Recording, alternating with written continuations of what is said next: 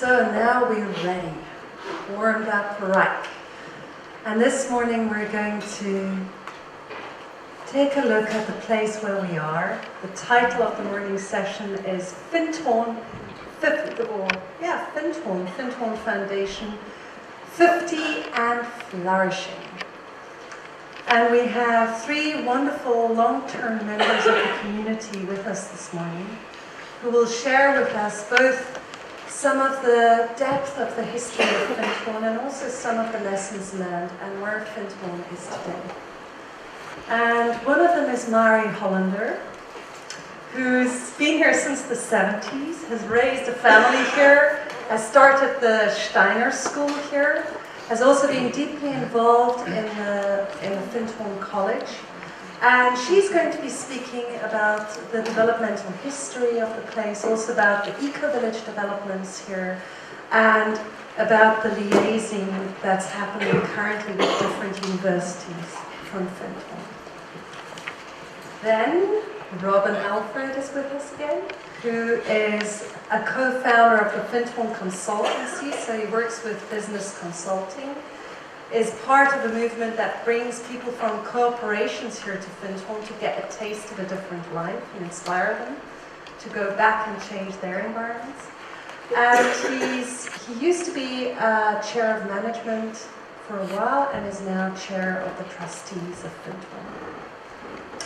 And Alec Walker and Robin is going to speak about spirituality, culture and governance here in the Findhorn community.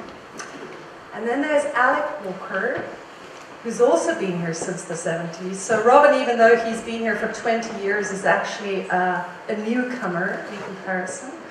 So Alec's also been here since the 70s and has been a tireless initiator of new projects in and around the Findhorn community, really spreading to the whole of the Moray Firth and also Scotland. He's currently the director of the Wind Park. He's the director of Ecopia. He's been a strong part of setting up Dunement, and he works with sorry, I just have to get the name right, with the Development Trusts Association of Scotland. And Alec is going to be talking to us about community economics, housing, and enterprise. So enjoy the inspiration.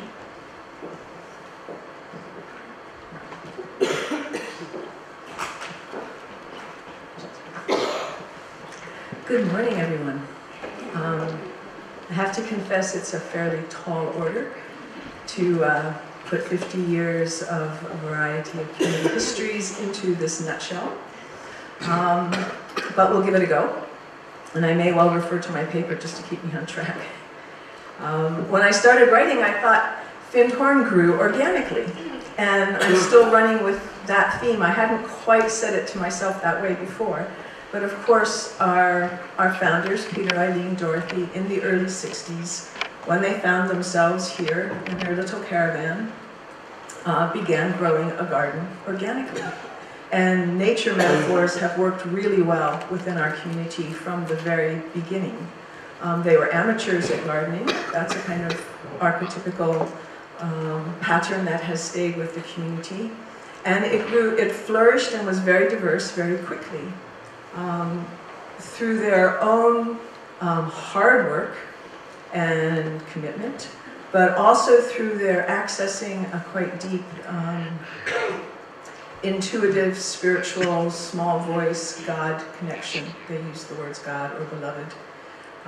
And they each did it in very different ways. And they attracted people who also were interested in co-creating with the intelligence of nature and opening to a new world. This is the early 60s, mid-60s. You know, the whole planet was opening to very new awarenesses, and there was a great deal of conscious awakening going on. And the three here, who were then in their mid-40s, were participating in this sort of planetary unfolding, this planetary impulse. So what is there? Yes. So, with much idealism and great inspiration and hope, and not starting an intentional community. We did not start as an intentional community. The community is one of the expressions of that sort of core planetary evolutionary impulse. And we see it as a really good one for personal development and self-realization. You learn a lot by working closely. I'm sure all of you, if you're communitarians, or even faculty, you learn a lot about yourself by working with other people. In fact, it's perhaps the way to learn. So community has been a project here as an expression of our wish to align with the evolutionary impulse, which some people may call God or Buddha mind or any other. And we were a community for over 10 years with people just drawn here. Caravan site's a very convenient place to start a community, because people can easily join in and rent another caravan or rent a site, bring a caravan. And it wasn't until the early 70s that the Findhorn Foundation itself was created, due to the requirement of publishing and needing to own land. We were gifted a little retreat house on Iona, which is a sacred isle in Scotland, and we needed a more robust form to hold it. So the Findhorn Foundation was created in response to the need, and quickly grew in the 70s from a handful of people in 71, 72, 70 say, to 300, 350 when I arrived in the mid-70s, with lots of activities, all under the umbrella of the Findhorn Foundation, and Flourishing. And in order to do that, we also expanded in property. Now, as it turned out, Peter, Eileen, and Dorothy were managers of this beautiful hotel in Forres, just 4.5 miles away up on the hill, Cluny Hill, and had been fired there for some of their more eccentric activities, but had brought that hotel up to quite a high standard, and were told from their inner wisdom, inner guidance, that they would return. So when they first landed at this caravan park, they thought they might return quite quickly. But in fact, it was 13 years later when the community was able to buy the hotel and use it as one of our educational facilities, because by then the educational programs were beginning to flourish, and we needed housing. We also were able to acquire the property next door, Cologne, and start more organic growing there. A house in Findhorn Village for more accommodation. And some sister communities started to sprout around the place by the late 70s. Newbold House was founded as an independent trust eventually. We were able to become caretakers for the Isle of Erid on the west coast of Scotland, very near Iona, very dear to my heart, for I lived there for 6 or so years. Learned my basic sustainability lessons on the Isle of Erid, raising a young family there. So with all of that expansion, we started out with strong leadership from Peter Caddy, but he already by the early 70s was delegating to a core group and handing management responsibilities wider, and had a strong vision for the way forward was group consciousness, not one strong leader, but wisdom in a circle. So he practiced that through cultivating a core group. But nevertheless, there were lots of young people, lots of enthusiasm, lots of turnover in the 70s. And by the time Peter left in the late 70s, we didn't have the management structures to handle all the diversity that had already become established, and found ourselves in quite a lot of debt, which is, of course, another brilliant learning experience. Community is a learning experience, and overcoming debt collectively.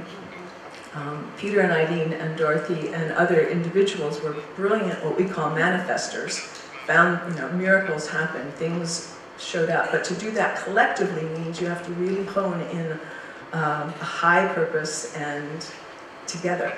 And that's a learning curve. I think it's a learning curve for us on the planet. It was a learning curve for our little community here. And one of the brilliant solutions to this great difficulty was that we should purchase the caravan park. So rather than rent all the different patches and plots that we had all over the place, we could purchase the caravan park and have a viable business in the holiday park. So a major fundraising campaign arose in the early 80s, and we had this build the planetary village. The eco-village word hadn't been invented yet, but we had the think global, act local, and changed our identity from a kind of university of light, and we were all students passing through the lessons quite quickly, to becoming more of a settlement. And how would you live responsibly on the land? How would you build a sustainable settlement? I'm not even sure we had the word sustainable yet, but we definitely had, with the intelligence of nature in a harmless and non-aggressive way, how can people live on the planet as a core impulse for this purchase the caravan park and work with a sustainable settlement. So that went successfully well, and we were able to raise most of the money. We were able to purchase the caravan park and begin a whole different attitude to how the community should progress. Again, having to be in a different mindset than students through courses, but the whole business enterprise activities flourished, and more activities were active here, and they didn't all fit comfortably within the Findhorn Foundation, nor did the Findhorn Foundation feel that it was the best umbrella organization for every conceivable activity that all these creative people wanted to invest their life force into. So through the 80s and the 90s, with quite a lot of stretch and stress, a wider community became alive around the Findhorn Foundation. And it's still an active dialogue. How does the foundation, which is a very tight and has now focused primarily on educational work, which Ron and others will discuss, and the wider community, which also aims to live the practices. You know, our core practice of spiritual life as a daily practice,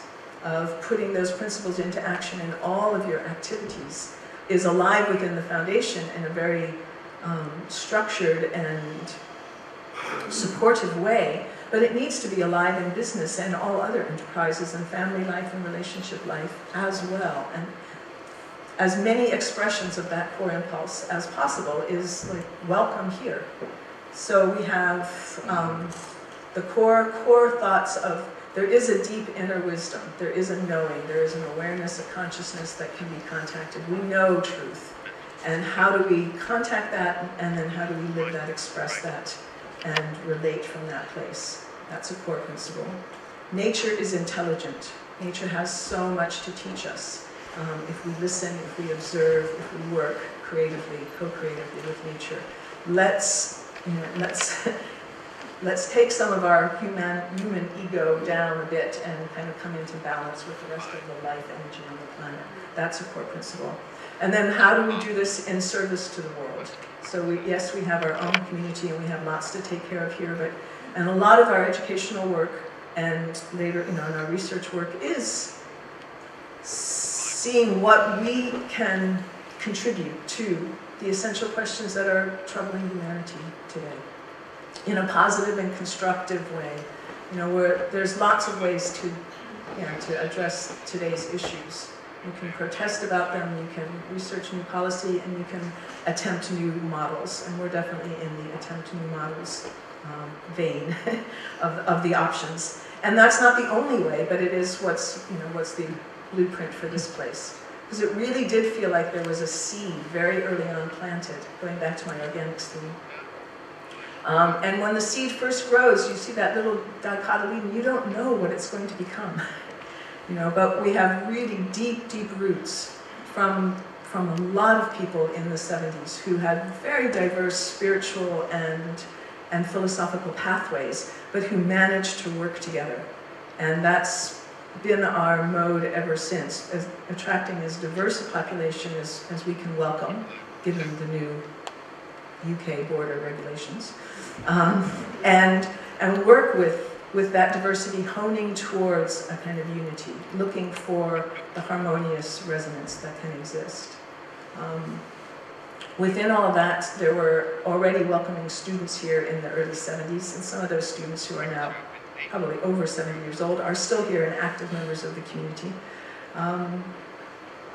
The Findhorn College was established by the Findhorn Foundation in 2001 to broaden the research into holistic education, also to provide an access point for academics to spend time in the community in a meaningful way to their programs, and and begin to look at how to research some of the things that we have been working on, experimenting with, learning here.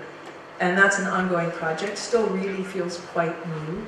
We do host a semester program with Living Roots, Human Challenge of Sustainability, and sustainability issues that have become much more current in the last 10 years or so have been a wonderful bridge to what we've been doing here to mainstream, and it feels like there's a merging, coming together and understanding. And because we have the houses and the windmills and the living machine and lots of interesting kit, it's attractive enough to bring folks here, but once they're here, they have to ask those questions like, why did you build a windmill in the late 80s? And what motivated you? And of course, from our vantage point, mine at least, the sustainability issues aren't technological, they're worldview, they're human, they're in the heart. And that's where the shifts can happen. So we provide a platform for that understanding to grow and ways to communicate about that as we learn ourselves to communicate about that. I also was meant to mention, and shall do, that from the Rio conference in '92, we became more actively interested in the work of the United Nations, not as the ideal organization, but clearly as the organization that could bring some kind of global coherence to some of the global issues. And since the late 90s, we've been part of the Department of Public Information for the UN as a spokesperson, and we have some community friends who now live near New York and represent us in the Values Caucus and help start a spiritual caucus in the United Nations, which does regular meditations for world peace, nonviolent engagement with the issues that we have. And often there are key community members, possibly all three of us, have gone to some of the public information conferences, and others have gone to offer workshops on some of the things that community members are good at, like water remediation is a strong suit for quite a lot of community members. And they've offered workshops in the United Nations to raise awareness about more, less aggressive solutions, essentially, to the water issues, for instance. So we have had a variety of programs endorsed by different UN agencies, and we're collaborated in starting a CFAL training center, initially at Findhorn, which has now moved on to being headquartered in Edinburgh for all of Scotland, which provides training to local authorities in a variety of sustainability issues. Because after Rio 2002, they realized they had all these beautiful agendas, but no one was implementing them because no one really knew how to implement them. So really working again with the practical, grounded how-tos, which has always been a theme here. Have the ideals, but try and live them in a grounded and practical way. I think I might stop there. That was fantastic. Well done, Larry.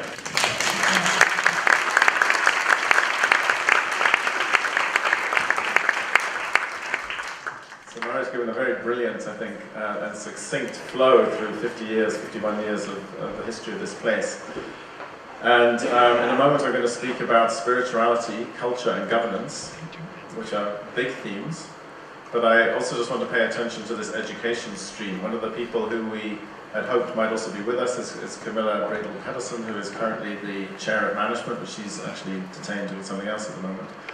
So one of the things that one of the roles that she had was as the focalizer of the education department. And I just want to put in a couple of minutes about our education stream, because it's a big part of what we do. And the bulk of our income comes through educational programs. We earn about £1.8 million a year, and about 80% of that is educational income derived from conferences, from workshops, and a variety of themes around personal development, spiritual development, ecological awareness, environmental concerns, different themes that you can see running through our workshop program. And that's been very successful, very stable. It's been very interesting, but our income has been kind of level for quite a long time. Little bits of peaks, little bits of chop, but not so much. Basically a kind of flatline income stream, which is relatively unusual in organizations. So I think we've done very well to maintain ourselves and be relevant. And we could also look, maybe I'll touch on it when I talk about culture, as to whether there's a self-limiting belief system around money or not. It's a little bit of a warning about what we might come to. But we've also very consciously recently wanted to diversify our income streams and also our profile for who comes here and where do we go, in reach and outreach, we might say.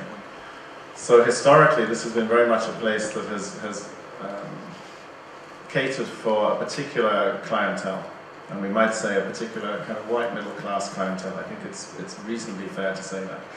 And in the last, and for a particular kind of bracket who are interested and have the capacity to travel to northern Scotland and do these kind of educational programs.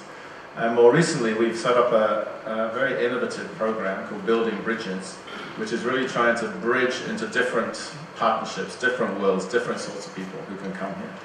As Kosha said in the introduction, I particularly focus some of my energies on bringing some of the corporate world here, and we can talk more about that if you have particular questions about what that looks like. Well, we run sustainability programs here, we run conferences for ethical and sustainable enterprises. We have partnerships developing with business schools and Forum for the Future, which is a particular NGO that works around sustainability questions, also with UK government. So that kind of strand is developing. But alongside that strand, we're also branching more into disadvantaged groups, working more locally, also working in schools locally, but bringing people who are recovering from alcohol or drug addictions or have disability challenges, people from inner city schools in London, a broader variety of people coming here and raising money to enable that to happen, and also using a principle of kind of cross-fertilization, taking the money from people who have it, often in the corporate world, to support people who don't have it, to come through bursaries or other kind of funding regimes. So we're at a very exciting time, I think, in our educational development, to really broaden the range of people who can benefit from immersion in this place.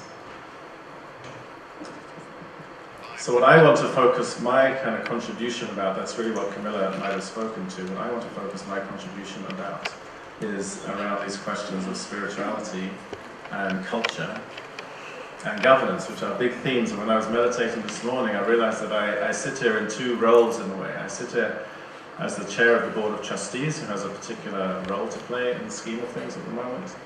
But I also sit here as me, and these are also very personal questions for me. And I realized that my 18 years of being here have been very much dedicated to these three themes, actually. To what does it mean to create the optimal spiritual environment here? The optimal environment for spiritual growth and transformation here. What does that really look like? And how can we do that? And what is a culture that supports that? And a culture that enables us to put God first and me second? What does that look like? How do we create the processes? How do we create the practices that enable that to really be lived and not just talked about as an aspiration? And what are the governance structures that also need to be in place to support the culture that supports the spirituality? It's kind of like the Russian dolls, if you like, one inside the other. And the spirituality is at the core of this place. And I was very close to Eileen, and I would often go visit Eileen. And she would always say, "Why are you here? Why are you here?" And she would say that to many people, not just to me. She'd say, "Why are you here? If you're here for education programs, it's not the right place for you. If you're here to build community, it's not the right place for you. If you're here to do the will of God, it's the right place for you. Like, what are you really here for?" And it's a very complex question, and as Mari said, the spirituality here is very much in the doing. Work is love in action. One of our kind of core practices, offering ourselves in service to this place, and then through this place in service to something beyond this place. It's a very practical spirituality. It's a very diverse spirituality. We have spiritual disciplines that support a living spirituality. At the last count, when we did a spiritual practices directory, we discovered 47 different practices alive and well, and groups kind of meeting to do them.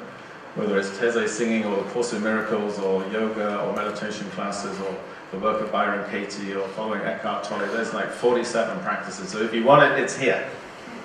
And that's great, and that's a wonderful thing, and it's very embracing, and it's very accepting, and it's very easy to arrive here and to experience a kind of spiritual awakening here. And I think through experience, which is a window on the community, that's often a very profound moment for people to wake up and feel like, there's something beyond myself. There's a quality of love and compassion and service that I can experience here and feel here.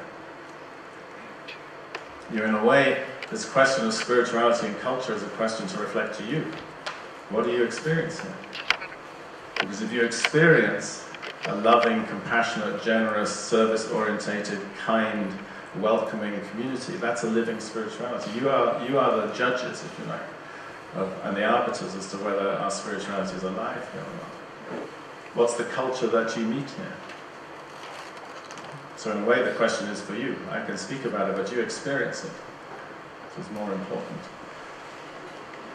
So we have all these practices, and it's wonderful. And we have also the experience of living in community and offering each other reflection and feedback to keep ourselves honest, to keep ourselves true, to keep ourselves on our cutting edge of our spiritual growth. And on a good day, that's what happens. On a good day, you get feedback, you get challenge, you get love, you get support, you get assistance to stay on your cutting edge and to ensure that God is at the front of your bus. God is the kind of direction that you're going in, and it's not you that's on the front of your bus. That's on a good day. And on a bad day, we fail, and we have power struggles and ego issues and conflicts, and we're just the same as anybody else. And on a good day, we fail with awareness. And on a bad day, we don't even manage that. So all of that is alive. All of that is alive here. It's not a perfect place by any means. We have our shadow. On a good day, we work consciously with our shadow. On a bad day, it trips us up. So, a challenge, I think, for us is in the absence of a formal teacher. And Peter, Dorothy, and Eileen, as Mari talked about, were kind of embodiments of different spiritual archetypes, if you like. Peter is a man of kind of will and action, and inspired action derived from the deep qualities of inner listening, particularly supported by messages from Dorothy and from Eileen, but embodying, if you like, a kind of masculine principle of will and doing. Eileen embodying a kind of feminine principle of receptivity and listening. Be still, go within, listen, listen, listen. The still, small voice of God within. And Dorothy embodying the co-creative principle of working with nature and nature's intelligence. These are archetypes. And the extent to which we live a balanced span of these archetypes is the extent to which we thrive. And every now and then one is out of balance, one is stronger, another is weaker. And arguably, and everything I say is arguable, and if you were to talk to 50 different people in the community, you get 50 different takes on this. So my sense is that because Eileen lived here throughout and kind of stayed after the founding and Peter and Dorothy left, that the Eileen principle, if you like, is sometimes a stronger spiritual principle here. The principle of listening, of going within, of contact. And arguably the Peter principle of action and will is less strong here. And we're challenged sometimes to bring that more fully present. And for me, there's a question about how do we really keep each other on our learning edge? How do we train our ego? The ego does not willingly dismantle itself, by definition. The ego needs to be in service to something. I've benefited a lot from spiritual teachers who have really challenged me and pushed me into places that my ego would never want to go in order to support my development. And I often hold a question here as to how we really keep each other on our learning edge, on our cutting edge, in the absence of spiritual authority, in the absence of overt spiritual authority vested in other people. Of course, we have our authority coming from God or from Spirit, but how do we call each other on that? And are we robust enough? And are we challenging enough sometimes? Or can we collapse into a sense of support and love and acceptance and embracing, which is beautiful, but not necessarily hold each other's feet to the fire when we really need to? So that's a question for me. That's an ongoing place of inquiry for me. And it links into this question of culture. And part of the culture, I think, is an ambivalent relationship to leadership. We call for more of it, and we resist it when it comes. We're not alone in the world in that. We went, where's the leadership? Where's the leadership? But we didn't want you to lead like that. We wanted you to lead like this. So I think we're a bit ambivalent about leadership and hierarchy. You know, sometimes we feel we want hierarchy, but we're also nervous of hierarchy. And if you could put up the slide. Yeah, this, no, not that one. That one. I'm not going to attempt to take you through spiral dynamics as a whole kind of crash course in culture. But how many people actually have some familiarity with it? Maybe you could just raise your hands. Okay, that's what I thought, quite a lot. And it links a lot to what Robert Gilman was talking about yesterday. So I'm just going to very briefly give you a snip of it, and then I think it helps explain what could be a guide to cultural questions here. So the bottom slice, the bottom third of this, broadly equates to what Robert was talking about yesterday as kind of tribal culture. The middle tranche broadly equates to what he was talking about as empire, and the upper echelons, if you like, from green and above, broadly relate to planetary era, planetary culture.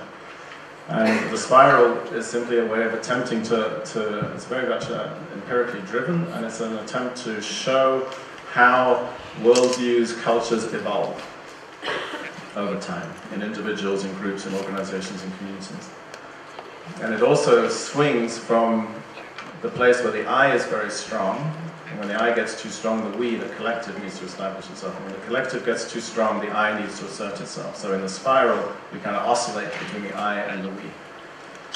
And my experience of the culture here, and not unnaturally in community, you would expect to find a culture that is very grounded in the we, because we're a collective.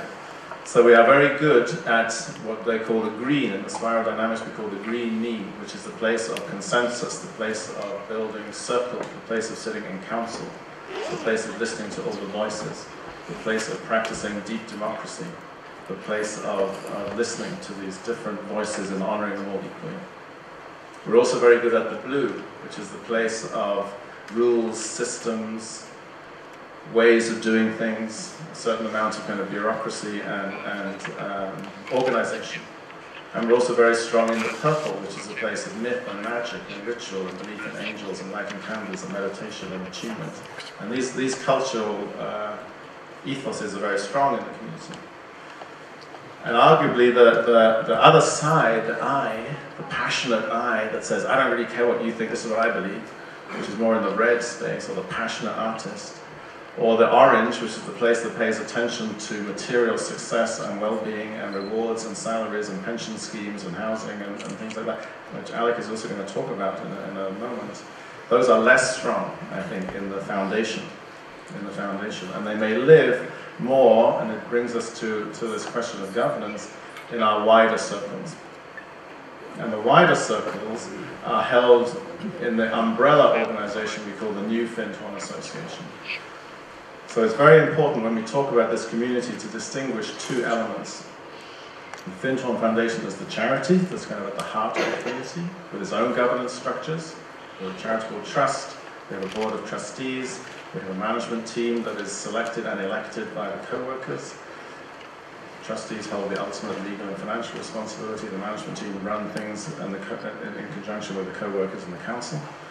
And then around us, we have this New Findhorn Association, helped to be born, as I said yesterday, by Robert Gilman's work here, founded in 1999, holds the wider diversity of community.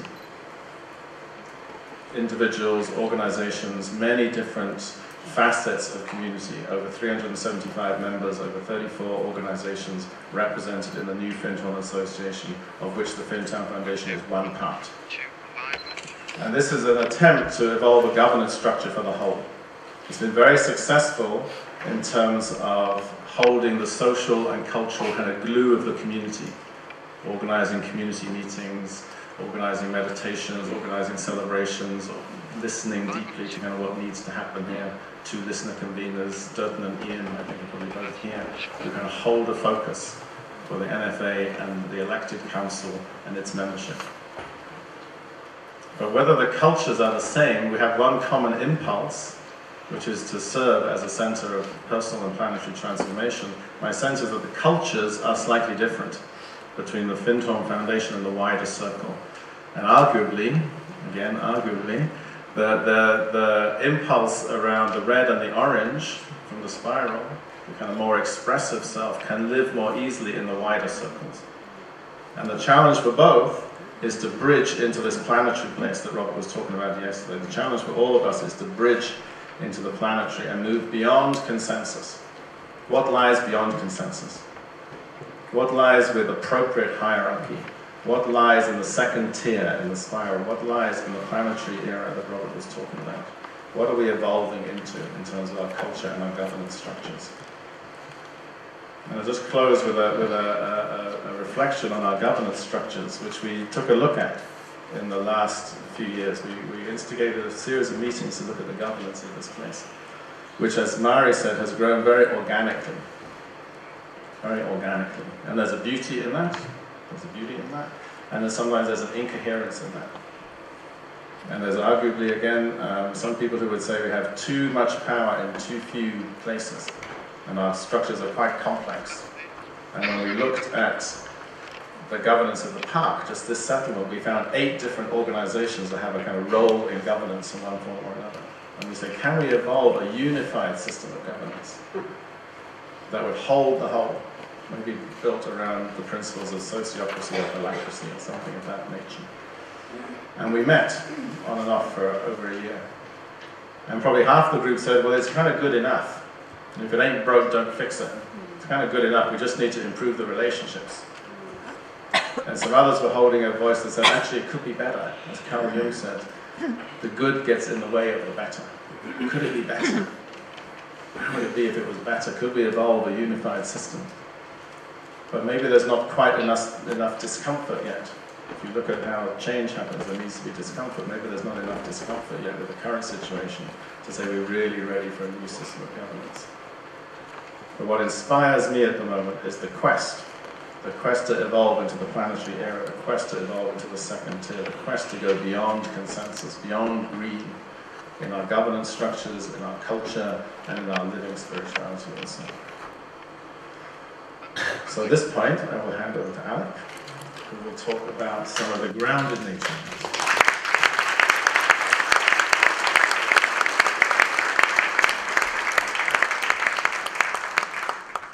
Thank you very much, Robin, for that wonderful talk, and which leads directly on to the topics that I'm going to cover.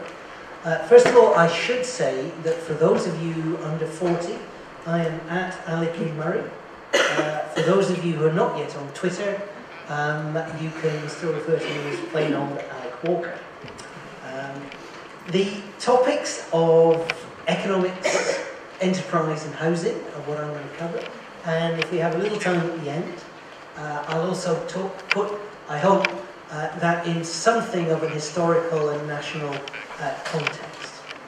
And as we'll see, these topics in the context of our community tend to have two sides of the same coin.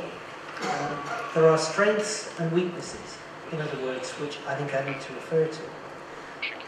To begin with, perhaps rather unexcitingly, I'd like to get clear about definitions, and following on from what Robin has said, as you know, we've got the Findhorn Foundation, the most dominant and prestigious organisation in the community, and then a wide variety of smaller organisations around that. Now, it's very important for me to be clear with you that I'm talking about the whole picture when I give you numbers and statistics, and there won't be that many of them. I do mean the community as a whole, not just the Findhorn Foundation. On the economic side, there was a study done a little over 10 years ago now that said, perhaps to our surprise, that the impact of the community as a whole on the local economy of Murrayshire was about £3.8 million per annum. And it was supporting something of the order of 300 full-time equivalent jobs, which was certainly bigger than I was expecting. In the 10 years subsequent to that, we've seen a very significant growth in the community as a whole. The foundation itself has remained at roughly the same size, but the community as a whole has now, there are various numbers bandied about, there are certainly more than 600 adult members. I've even heard some people saying it's as high as 750. So our impact on the local economy has, without question, significantly increased during that decade, at a time when the local economy itself has shrunk in part due to the global recession, in part due to the closure of the huge RAF base that was our neighbour, and which has been replaced by a much smaller army base. So the impact of the community on the local economy is that much greater, and the profile of the community within the local area is that much greater as well. But of course, there's another side to that coin. We're not immune to ordinary economic processes, and we've had one or two fairly high-profile failures, stroke, embarrassing financial situations recently, which have become much more of a public affair than they might have done 10 years ago because of the nature of our profile in the local area. Now, who are these organisations? Well, some of them are pretty visible and obvious to you. You'll see the windmills, which are run by Findhorn Wind Park Limited. You will have seen the Phoenix Shop. You will have seen the Holiday Park. Those of you who visited the Kimberley Inn might have seen Station House, which is a fully neutral housing co-op that's next to that.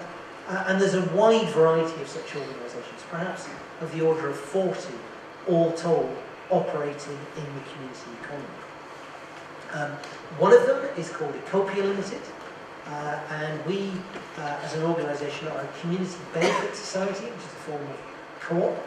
We raise funds to reinvest in community enterprises at one point or another, and there's about £1 million of community members and supporters' money invested through that one vehicle. So you can see that things are moving on, and we're looking at future growth in both the wind park, in the shop, and various other organisations. I would guess that we're looking at least another £1 million being invested in those and other projects over the course of the next 2 or 3 years. For those of you who don't have the kind of largesse to support that kind of investment, I'm grateful to Jonathan Warner, who yesterday mentioned our local eco-currency in his talk, and you can certainly pick the currency up both in the foyer or for myself if you want to support the economy in a small way. Robin mentioned some of the tensions that are involved in this extremely diverse set of circumstances.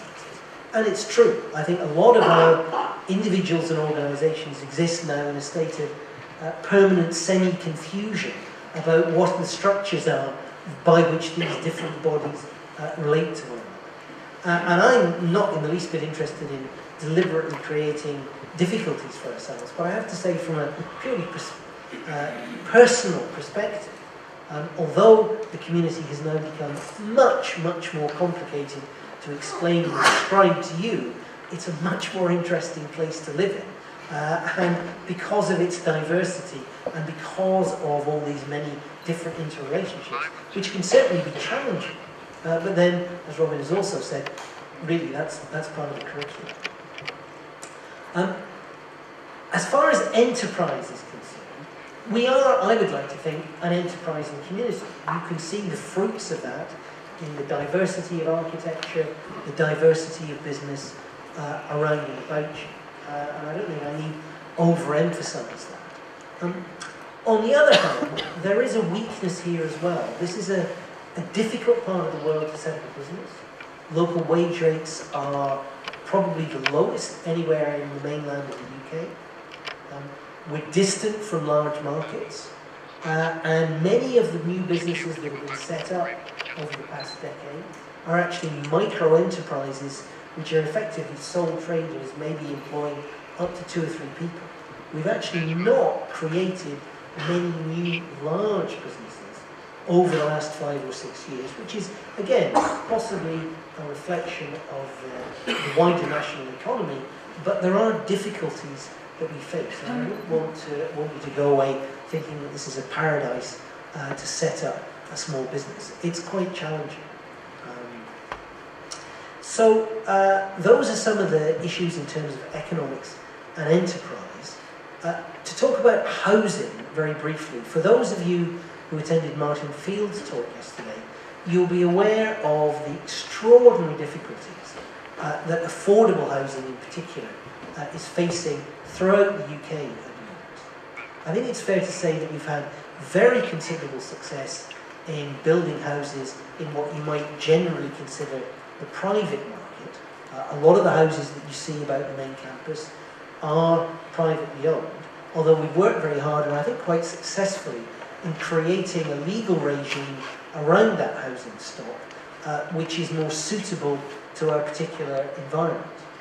For example, it's throughout rural Scotland and indeed rural Britain, the issue of second homes is an issue of major controversy. There are some parishes in rural Scotland now where more than half the houses are second homes. They're known as unlit huises in the wintertime.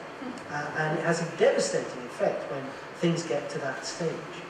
One of the examples of our local regime is that you don't have to live in a house if you're here, but somebody does. You can't use it for a holiday home. Somebody must be living in it on a permanent or semi-permanent basis. And I think that's been one of our successful manipulations, if you like, of the housing market. Affordable housing, much more difficult. We live in a UK housing market which is hugely overheated.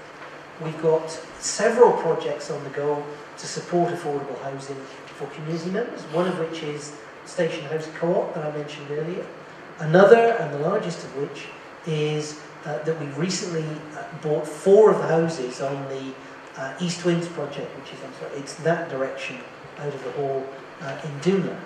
Now that required us to raise about £500,000 in donations and low interest loans, which is a huge ask for a small community.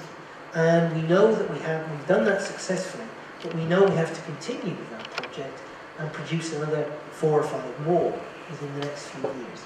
Very, very difficult to achieve in a set of circumstances where house prices bear absolutely no relationship to local wages. In this part of Scotland 20, 30 years ago, they did. And house prices were very, very low relative to the metropolitan centres of Britain at the time.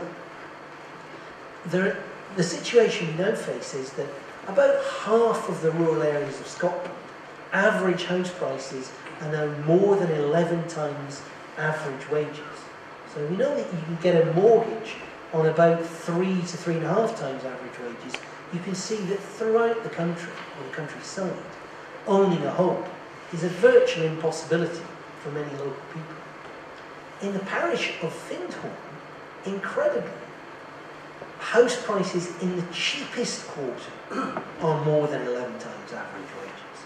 In other words, it is effectively impossible to buy a house on local wages unless there is some kind of subsidy. So this is a national challenge as well as a local challenge. It's one I think we're responding to, but it is a huge issue that we're still having to grapple with. I think I've probably got time to also briefly mention a little history and a little about the wider context in which we're working in the economic sense more generally. In the paper that I've written, that I understand will be circulated, I've made reference to some of the precursors to our collective work here, going back into the 17th, 18th, 19th century. Names like the Levellers, the Ranters, William Blake, the famous Tig Pratt, a windmill that was put up in the 19th century, Saltaire, New Land. These are names that are probably quite familiar to those of you who know something about the development of community bodies in the UK. But they're names that I suspect are largely unknown to most community members here. Certainly when I came here, we saw ourselves at the start of something new and exciting, a new age, a new vision for society, and spoke a lot about that, which was tremendously inspirational to be part of, but I think we didn't really pay attention to some of our roots, some of the work that had gone before us, which perhaps had not really achieved a great deal in the long run, but as Martin Luxford said in his talk the other day, these are seeds which may fall into the ground and go quiet for a while, but when they come up, they start again, perhaps stronger, perhaps a new way. And although I'm a little suspicious of some of our more grandiose ideas about where our intentional community is heading, I think there is a sense in which there is a real change in society. There are now more than 200 community organisations in Scotland. They're not intentional communities, but they have many similarities to our community in the way that they're democratically run, the way they're very keen on local developments, local ownership, local control. They are geographical communities, and they certainly don't have a spiritual intention behind them. But they have gone quite quickly from being almost non-existent to being a genuine part of the political process within Scotland. And only just recently, the Jimmy Reid Foundation, and I'm talking a couple of weeks ago, produced a document about what they call the Common Weal. It's a Scots expression, effectively meaning Commonwealth. It's two words. The second one is W-E-A-L, if anyone wants to Google it. Talking about creating a future for Scotland based more along the kind of social justice, economic justice, the kind of patterns that are much more prevalent in Northern Europe, and particularly the Nordic countries, than they are in the UK. And it has suddenly hit the political agenda, and people are talking about it. So I think I see us as an intentional community now as part of a much bigger movement of community, where the political process is perhaps much less focused on the tired old arguments about left and right, and a little more focused on the distinction between the global and the multinational and the local. Thank you very much indeed.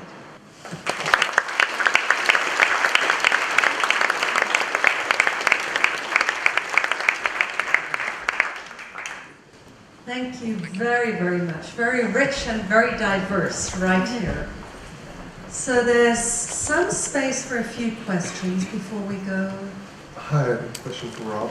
I'm curious about Findhorn's relationship with the business community and what attracts them to work with Findhorn, what kind of language they understand and relate to, and also their appetite for supporting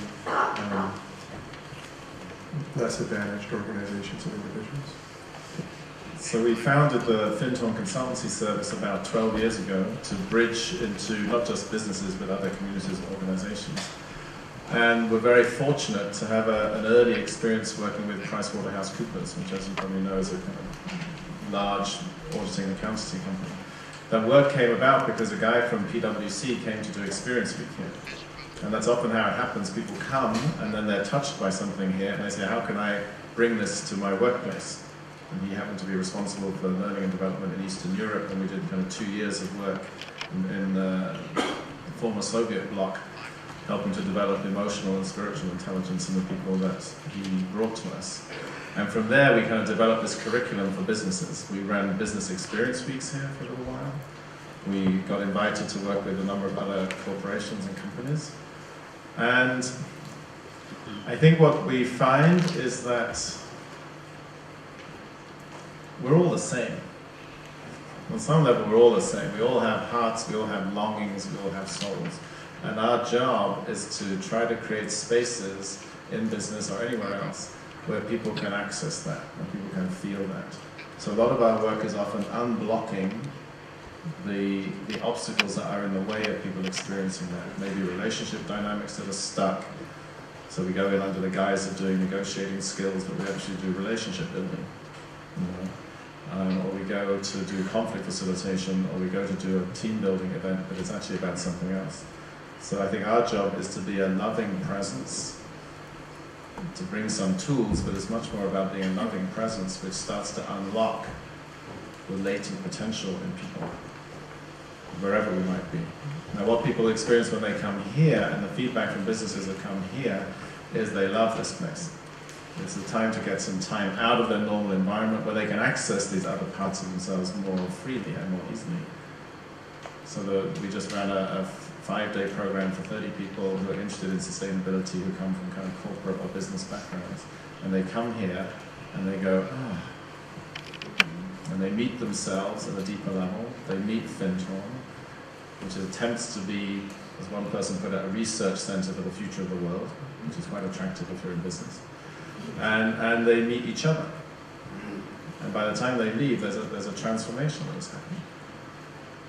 So we could talk at great length about the kind of business curriculum, the language that we use, the practices that are appropriate, the practices that are not so appropriate. Is it useful to light a candle? Is that an essential part of the practice? Is it useful to stand in a circle and hold hands? Is that essential? Is that going to freak people out?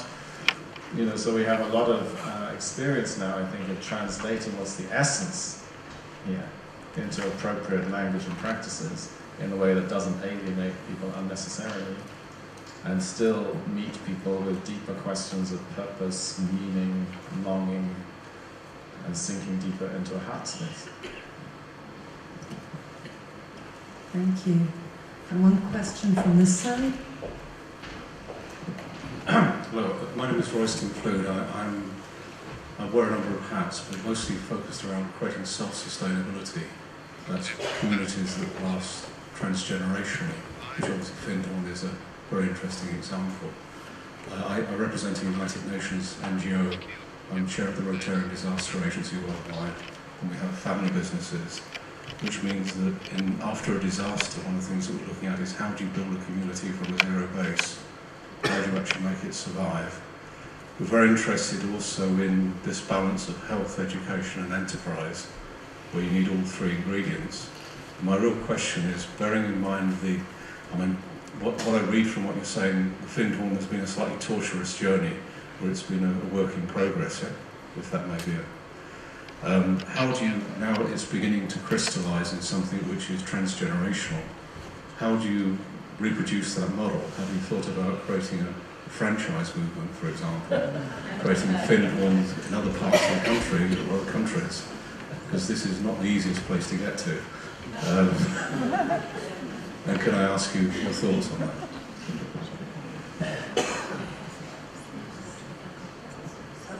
I think I'd like to start by saying that whilst the Findhorn model has a great deal going for it, it's maybe a difficult one to use in those circumstances. I mean, I've been fascinated by the difference between the growth of the intentional community movement in Scotland, which I would say is probably roughly in the same place it was 30 years ago, and the growth of the broader community movement, which I probably don't have a lot of time to talk about now.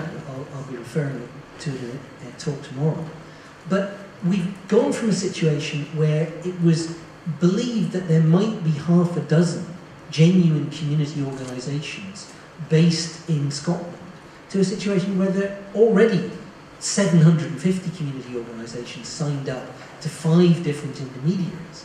And I think that's been a movement which is in part informed by knowing about successful intentional communities, but is community light. It doesn't require the same levels of social capital that are built up over long periods of time in intentional communities. So I think that we're here to provide inspiration. I'm not sure that we're an easy model to pick up and put down somewhere else. I think, as perhaps been hinted at by some of the things that Robin and Mari have been saying, an intentional community is a fantastic place to learn about who you are, how to be a better person, and to change the world in a positive way.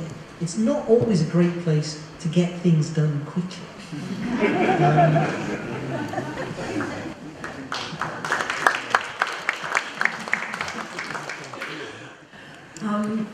The one comment I would make to your question is I think that the Findhorn model is unique to this place and this time and this zeitgeist and everything else, but there are some core principles that should be applicable anywhere and everywhere. And that goes back to the core of do it for the greater good, you know, that sort of do it with the intelligence of nature and the locale and the ecosystem that you're in, the bioregion that you're in, really learn from what is there and how can you live harmoniously with what is there and what's the historic story for what was there. And what is the inner wisdom of the people who lived there before, the indigenous peoples and the people that are needing whatever, you know, the new settlement. What can we do to bring those people together because they know their needs and they probably have creative solutions and often, really enabling from the ground up would be, and those are the kinds of, and not being limited to professionalism or past histories, just really allowing the moment to give the creative spark. Those would be kind of core things that we've started from and hopefully, reignite at regular intervals. And that should be applicable in almost any situation, but not our particular growth pattern, because that's way too bizarre. Yeah. Just one other sentence, that Findhorn's many things. One thing that it is an eco-village, and there is an eco-village design education curriculum, which has many of these core principles in it, which is now run in 35 different countries all around the world. Kosha is the president of the Global Eco-Village Network that also works a lot with the Eco-Village Design course and guide education representatives. May East and other people are here who can also speak at length and at depth about the content of that curriculum, so that could also be helpful.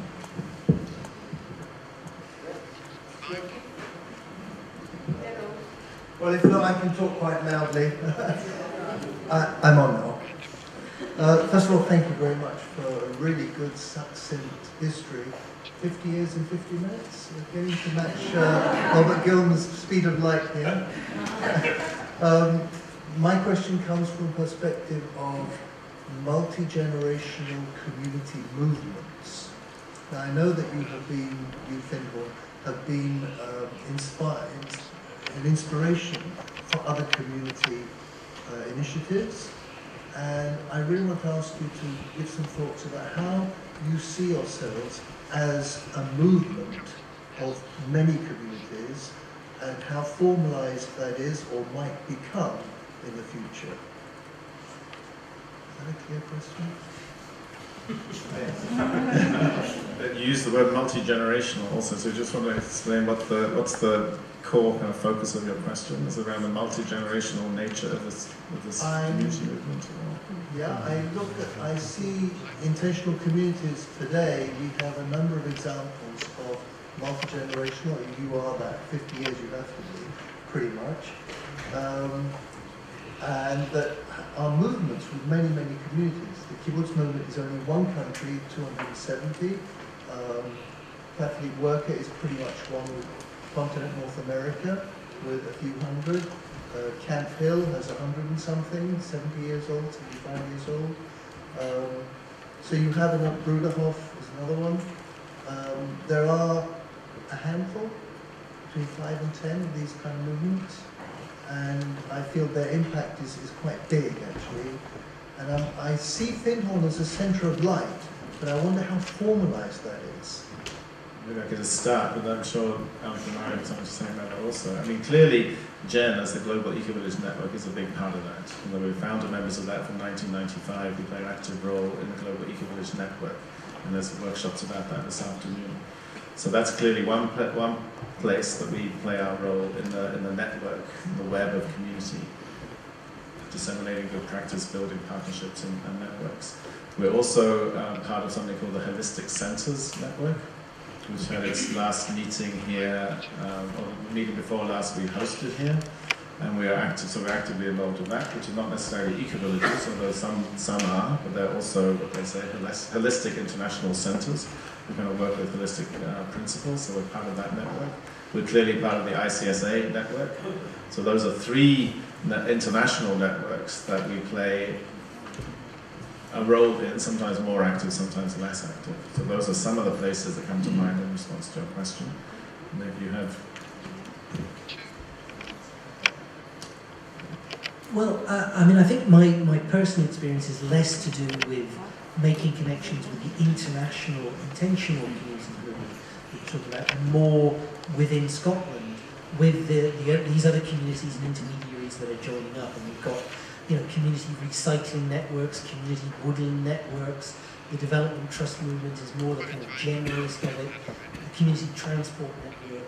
And we recently had a day in Holyrood, which is the Scottish Parliament, where all these bodies came together in the main chamber and so on, and had a discussion and debate about what we were all doing here. I'm not sure it did much in a practical sense, but it was symbolically important in terms of community ethos being seen right at the literal rather than metaphorical heart of government. The thought that arises for me is we see ourselves as a space for personal and planetary transformation, and it's really our work, our particular work, certainly within the foundation, is one heart at a time, and having that person go and then follow their impulse. So we don't give our attention to movements that much, or that it's really enabling each person to find their transformational core, their truth, their contribution, and amplify that, encourage that, support that, and allow that. So there is quite a broad network of influence, but it's not up there. It's kind of just working at the grassroots, and that happens to be what has been our approach, and probably will continue to be. Thank you. We need a few minutes for announcements, and there's some questions coming in from the online community. So I think these questions call for the one-sentence answers, going to the essence of what you want to say. It might be difficult with this question. One of our online viewers, Elizabeth, would like to ask the question, is the idea that Findhorn is to become a city of light still a useful concept, or one that aided its acceptance of thinking big as a community in its first 50 years? One sentence, go.